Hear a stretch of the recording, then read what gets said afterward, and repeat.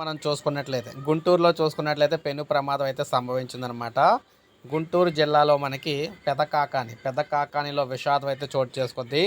విద్యుత్ ఘాతంతో నలుగురు అయితే చనిపోయే పరిస్థితి అయితే వచ్చిందనమాట. సో మొత్తంగా నలుగురు అయితే కరెంట్ షాక్తో చనిపోవడం అయితే జరిగింది. ఈ నలుగురు కూడా ఒకరి తర్వాత ఒకరికైతే విద్యుత్ షాక్ అయితే కొట్టిందనమాట ఫస్ట్. అయితే వారిని విడిపించేందుకు మరొకరైతే పట్టుకోవడం అయితే జరిగింది.